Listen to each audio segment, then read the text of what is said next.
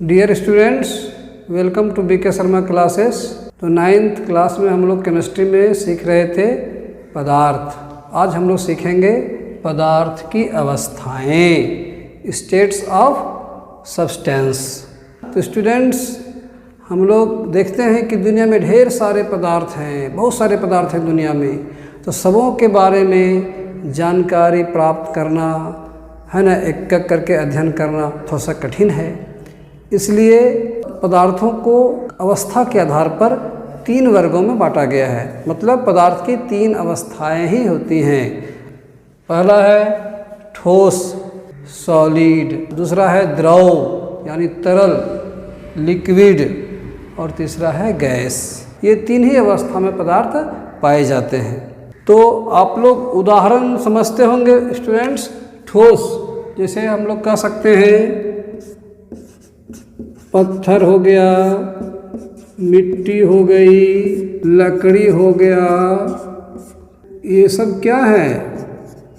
ठोस है। ठीक है स्टूडेंट्स।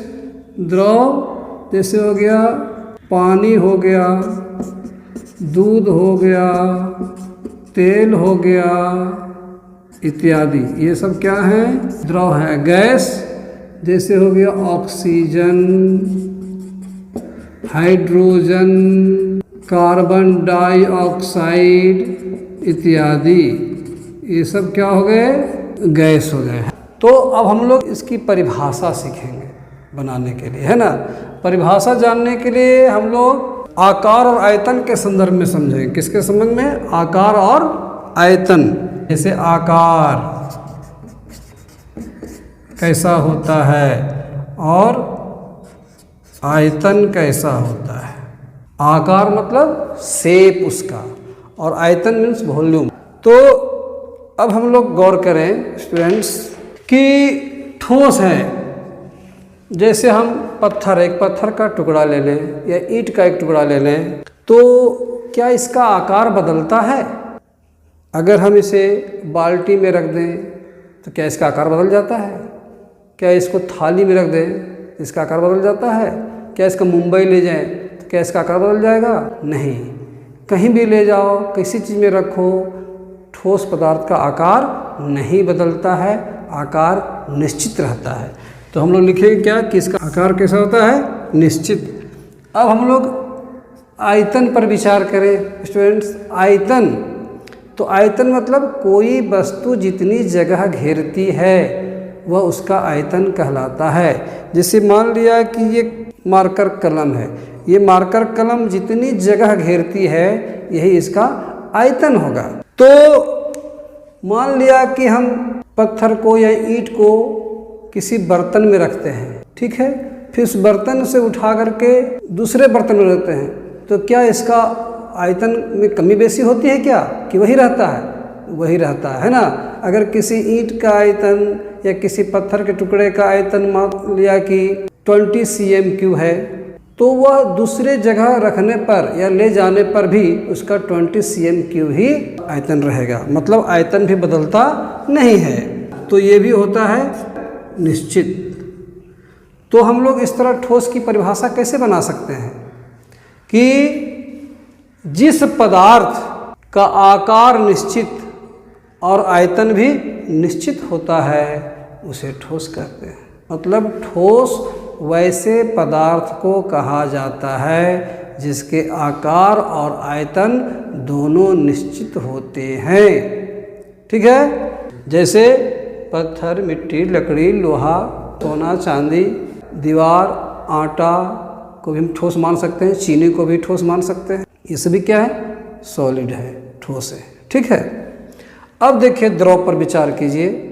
द्रव यानी पानी, दूध, तेल, इस सब पर गौर कीजिए। अगर इसे हम गिलास में लेते हैं तो ये गिलास के आकार का हो जाता है। अगर इसे हम लोग लोटा में लेते हैं तो लोटे का आकार का हो जाता है। बाल्टी में लेते हैं तो बाल्टी के आकार का होता है। पाइप से होकर जब पानी गुजरता है तो पाइप के आकार का जाता है। मतलब पानी का आकार निश्चित नहीं होता है, बदलता है। इसी तरह दूध का भी होता है, तेल का भी होता है, डीजल का भी होता है, पेट्रोल का भी होता है ना। तो हम लोग क्या देखते हैं कि इसका आकार जो है सो निश्चित नहीं है, यानी क्या है जी? अनिश्चित है। द्रव का आकार देखिए चल रहा है, द्रव का आकार कैसा होता है? अनिश्चित। अब हम लोग आयतन पर विचार करें। अब देखिए, मान लिया कि 1 गिलास दूध है, तो ये दूध 1 गिलास, इसका आयतन 1 गिलास भर है। मान लिया 1 लीटर दूध है, ठीक है, 1 लीटर इसका आयतन हो गया। अगर 1 लीटर दूध को अगर हम लोग बाल्टी में रखें तो क्या 2 लीटर हो जाएगा? क्या आधा लीटर हो जाएगा? नहीं, वह 1 लीटर ही रहेगा, उसका आयतन बदलेगा नहीं। चाहे उसे हम ड्राम में रखें, चाहे बाल्टी में रखें, थाली में रखें, कटोरा में रखें, किसी बर्तन में रखें, कहीं भी ले जाएं, उसका आयतन बदलेगा नहीं। वो अगर 1 लीटर है तो 1 लीटर ही रहेगा। इसका मतलब है कि द्रव का जो आयतन होता है वो निश्चित होता है। ये देखिए, आयतन निश्चित होता है। तो हम द्रव किसे कहेंगे? जिस पदार्थ का आकार अनिश्चित लेकिन आयतन निश्चित हो, उसे द्रव कहेंगे। मतलब द्रव वैसे पदार्थ को कहा जाता है जिसका आकार अनिश्चित लेकिन आयतन निश्चित होता है। जैसे पानी, दूध, तेल, पेट्रोल, डीजल, केरोसिन ऑयल, तो ये सब को हम लोग क्या कहते हैं? द्रव। जो द्रवों में बहने की प्रवृत्ति पाई जाती है। अगर आप द्रव को कहीं गिरा देंगे तो यह ढलान की ओर बहता है। ये सब गुण है द्रव के, ठीक है। अब अगला है हम लोग को गैस।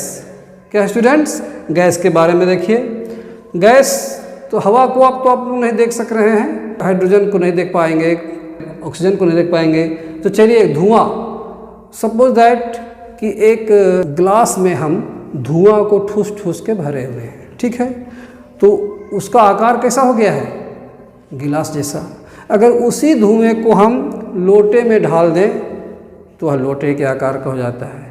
अगर उसी धुएं को फिर हम बाल्टी में रख दें, डाल दें, तो वह बाल्टी के आकार का हो जाता है।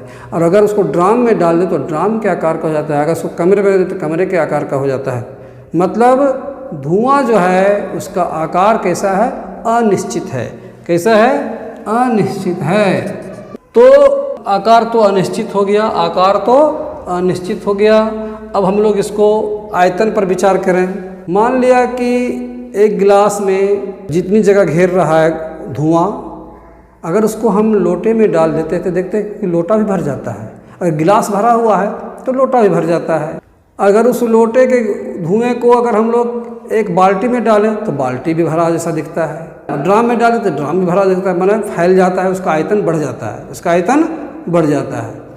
तो हम देख रहे हैं कि उसका आयतन भी अनिश्चित है, धुएं का आयतन भी अनिश्चित है।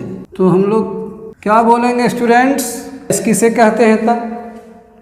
कि जिस पदार्थ के आकार और आयतन दोनों अनिश्चित हों, जिस पदार्थ के आकार और आयतन दोनों अनिश्चित हों उसे गैस कहते हैं। गैस के आकार और आयतन दोनों अनिश्चित होते हैं, ठीक है।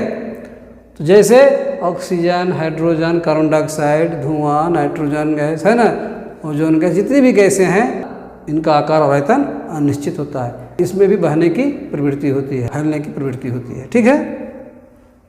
तो आप लोग समझ गए, परिभाषा लिख लेंगे कि लिख देना पड़ेगा? आप लोग लिख लेंगे, है ना, बहुत आसान है, ठीक।